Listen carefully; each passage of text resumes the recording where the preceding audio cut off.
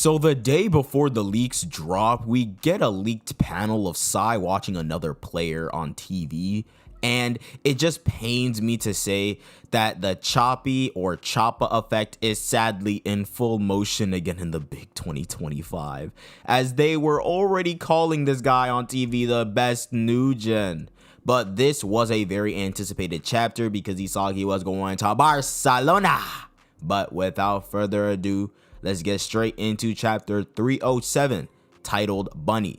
And oh yeah, very tough cover page, by the way. I'll fuck with it. And I started thinking to myself, man, what did he do to make them niggas that mad? So the chapter starts off with Isagi fresh off the plane with the blurb saying, Isagi's long-awaited trip to Europe begins, heading to the country of football and passion. A new ego awaits. Yes, sir. So Isagi says that he's here and is on the streets of Barcelona, Spain. Now, I had to take a double look right here to see if I was tripping or not. But Mr. Isagi Yoichi, I was not familiar with your bag because this nigga's rolling a damn Romoa around. Ego gave him a little spending money I see beforehand. Now, Isagi's just re-mentioning the fact that a plane ticket and a football match ticket was inside the cardboard box along with the footage that Ego sent him a few chapters back. And the task for this trip is for Isagi to get to know the football world firsthand. I said this before and I'ma say it again, but Ego made sure that our boy Isagi was set, bro. He finna come back to Japan with like 10 times more ball knowledge than the rest of the crew, and possibly a tan so he can add another slur to his vocabulary. Isagi says that since he's here, he might as well do some sightseeing as well. We then find out that he has tickets for other matches like in England and Germany, etc. And I just know that if Bastard is playing in their home field, my King Kaiser gonna be there and he's gonna sense Isagi's aura in the stands on some real nigga shit. But the game he's going to see today is the Copa del Rey finals between FC Barça and Chorkid? Yeah, I'm not using that name, bro. FC Barça versus Atletico Madrid. Isagi also recalls that this was the same club that Otoya and Bachira chose in the NEL, and that this match is with their top team, their senior team.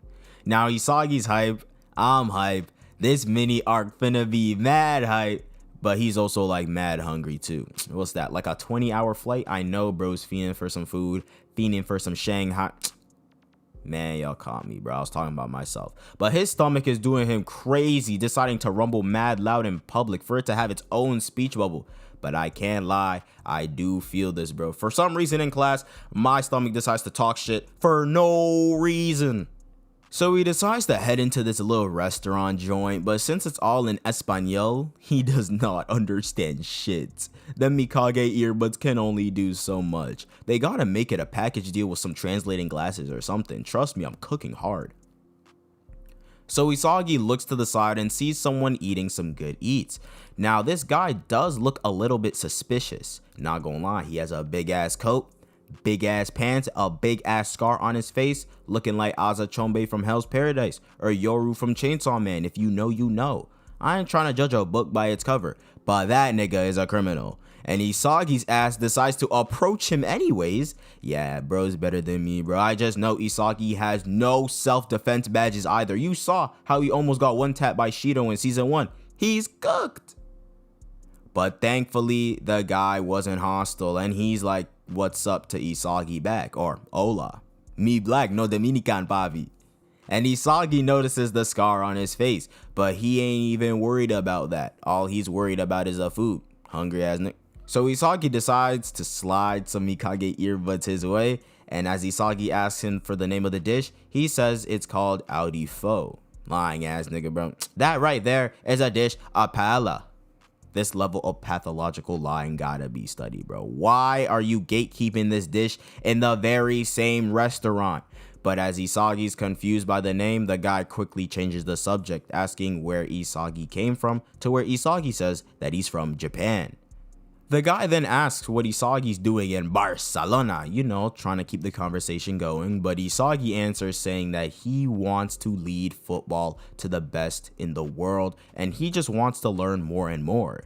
As the guy asks if Isagi likes football, Isagi says that he does, and that as of late, the more he's learned about it, the more he's come to love it. Like how the tactics and formations have their own history, and bro just decided to go full Deku nerd mode and goes on a straight yap about how it's the individuality of each player that shapes the trends of an era, and that's why he's super excited for the finals match as well. The guy then says that Isagi's lucky, and bro really killed the light in his eyes right then and there, bro. That's kind of sad. Isagi then says that the guy must have 1 to 2 things that he really likes as well, but the guy just responds saying that he felt like he used to, but it's been a long time since he's really understood himself, and says that whenever he sees someone like Isagi who looks so happy, it makes him want to die. What? Damn, the hate watch is crazy, I can't lie. God forbid a young boy with hoop dreams or football dreams be happy, smile at bro the wrong way, and you might end up with a scar of your own. Like, Jesus. Isagi is confused, but he then apologizes as he feels like he said something wrong to offend him or something. But the guy then says that he's the one who's in the wrong and that it's not Isagi's fault and that he was just being overly sentimental. Isagi notices that ever since their encounter, the guy's always been smiling as if he was lonely, also shocking the guy as well. Like, bro, how you know that? The guy then plays it off, saying that it was rude of Isagi to assume that, and Isagi apologizes but then mentions the scar in his face. The guy then says that he'll be the first to go, thanking Isagi for the company and wishes him a nice football trip. As Isagi says thanks, he goes to the front to ask for 1 agua de ru, but the cashier says that he'll die if he drinks it, realizing that bro just got trolled then and there. We then cut to Isagi just making it in time for the match, saying that if the crowd saw him like that, they probably would have laughed. He then says that this is the passion of the historic Spanish league and the sacred ground of the world's greatest football, stating that he too will be on that field one day. That's what I like to see. Isagi speak that shit into existence real quick for him.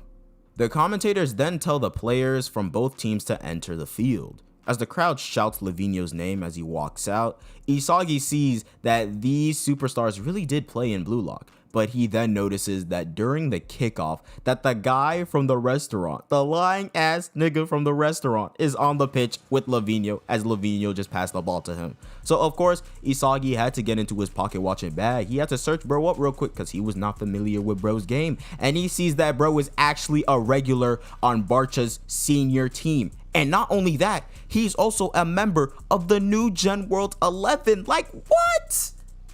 He looking at the whole player description at this point, and his name is Bunny Iglesias. Bunny Iglesias.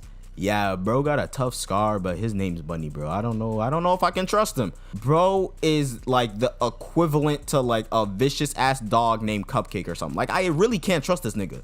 He's like 19, 191 centimeters, so like 6'3", tall ass nigga, taller than Nagi by 1 centimeter, lame ass nigga, and 76 kgs. And he's just so happens to be the core player of their attacking lineup and a key player in both scoring and assisting since the start of the season. So yeah, Japan is overly cooked for the U20 World Cup.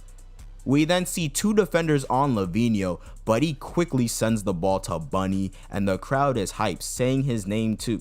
Bro, we can't be serious. Do we really have a whole stadium chanting Bunny? We then see 2 defenders are also on Bunny, and bro jumps in the air for the ball. Even Isagi had to comment on his jumping ability because it was low-key crazy, and he just wastes no time and bangs it straight into the net to start off the game with a super golazo. Bro just calmly threw up the rock and roll hand sign, but I'm not gonna lie, this shit was kind of tough. Had this nigga reaching and praying that he'd stop the ball in time. That's tough. Isagi looks excited, asking if this guy could be a possible rival to him in the U20 World Cup, and he still doesn't know that the world-class talent is waiting. But we then see someone else watching this match, not from inside the stadium, but from the comfort of their TV, the comfort of their own home, their own chair. And we see that it's this guy, Itoshi Sai, after mad long seeing him in the manga, he is watching Bunny's goal and bro is mad as hell, bro. Now this guy is highly anticipated to be the player that made Sai switch to a midfielder position, but it just strengthens the question. What do you do to make them niggas that mad? Honestly, if a nigga named Bunny was better than me at anything, I'd just tell the Lord to keep it a buck, make my shit short and sweet, and take me early. Now, this chapter, as well as the next few chapters we're gonna get, are probably going to consist of Isagi going to each match, seeing and introducing us to a few more new Gen 11 members in the process, and I'm honestly excited for that. I don't know about some people, but I actually fuck with Bunny's character design a lot with the Scar Heavy. It's something different, and it reminds me a lot of Asa Chombe from Hell's Paradise, and if he's anything like him, we're about to see a straight menace in the U20 World Cup, bro. This is honestly pushing Sai's backstory heavy and overall creating more hype towards it, being that it's one of the biggest mysteries in the series of Blue Lock, and I am definitely looking forward to it, as well as the introductions of the other new Gen 11 members in this mini arc we got. I'm just saying, Brazil's new Gen World 11 better be a straight dog. Anyways, if you guys did enjoy this chapter review, then please leave a like, subscribe to the channel if you are new, and comment down below your thoughts on this chapter as well as your predictions on the next. Make sure to also go follow the socials like the Instagram and the Twitter, and be sure to join the Discord to be a part of the community. All links are in the description down below. And without further ado, I hope you guys have a great day, and see ya.